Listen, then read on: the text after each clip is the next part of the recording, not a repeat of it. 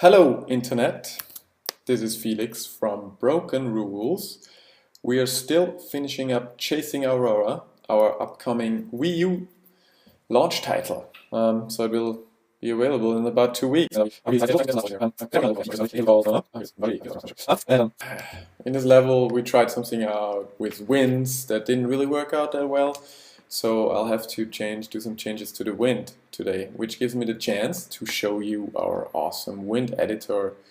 It's actually one of my favorite features of Ginkgo, our in-house engine, which we use to make everything in Chasing Aurora, all levels. It also has its own level editor, which you see here. You see it's running simulated Wii U gamepad. Basically, the left split screen is what you will see on the Wii U gamepad, and the right split screen is what you will see on the TV. That's how we develop Chasing Aurora on our computers. We have one window with a split screen. So here in these tunnels we currently don't have any winds, so you feel it when you fly through it, but you also see it because there's no wind streams. These white visualizations that you see, these white stripes, this is what we call wind streams. They are visualizing our wind, which is actually based on a force grid. So the whole level has one force grid, and in the force grid we save how the wind should blow. It actually looks like this. Let me go into the editor. See, I now have control over the camera, but the game is still running, so we can all do everything live. So if I change to the wind editor, you see that here, for example, we have very strong wind from the left to the right. The shorter the lines are, the weaker the wind is.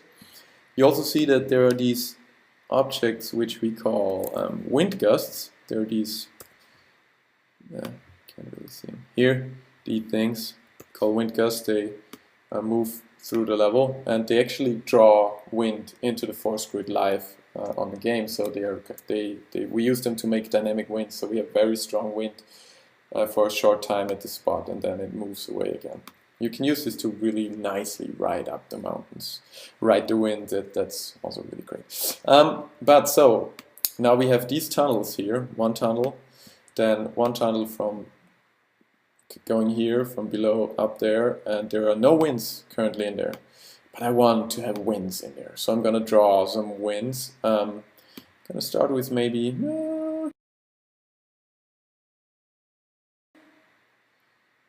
2 wind, something like that. Make our circle a bit smaller. So you see the pink circle, that's what I use to draw wind into the level.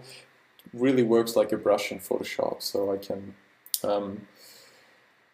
I'll just show you. Let me get a bird, because it's nicer if you have a bird. So I'm gonna fly the golden bird in here. Let him idle right here, and then I'm gonna draw some wind in here. I'm gonna make it a bit stronger, like this maybe.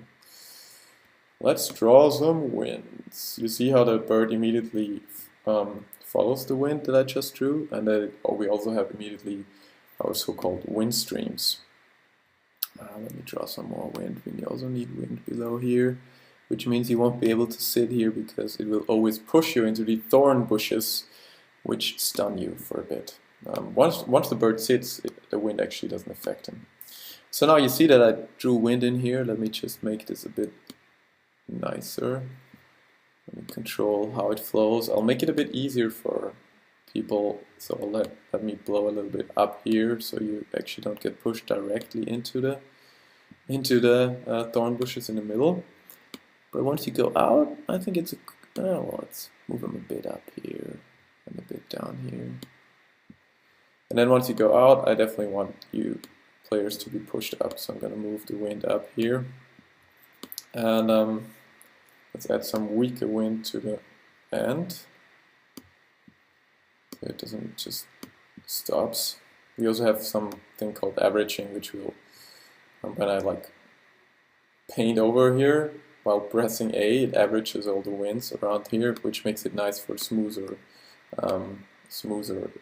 beginnings. I'm also going to do this here actually, because we don't want the wind to suddenly start. So let's make a nice start here for the wind, and then actually I think it might be a bit too strong in the middle. Let me try this out. Flying through it, flying against it is really, it's okay if you fly through it.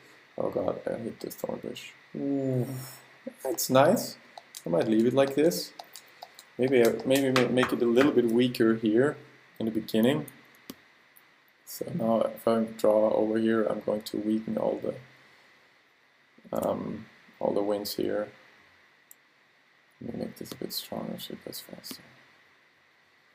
The influence factor. So it's a bit weaker now in the beginning. Round 2, maybe even more. And get stronger over here then. A little weaker here, a little weaker here. I think that's definitely nice. Now we also have another really nice feature which basically automatically deletes wind where birds can't go. So where there are collision objects, I'm going to show you the collision shapes. I draw debug feature. So the green lines is where birds collide with it. You can see it better like here. And now if I can press M to mask out all collision objects. So you might have seen it, but now there's no wind where there are collision objects. Very handy, very easy, very nice. If I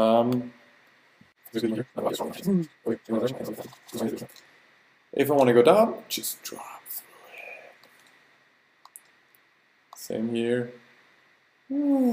Let's speed up through here. That's nice. In the beginning, it's then really hard to get through because there's headwind.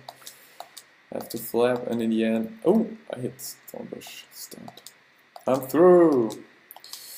Yeah, that's the wind editor of Chasing Aurora, which you will soon be able to play on your brand new Wii U. You can download it on the Nintendo eShop.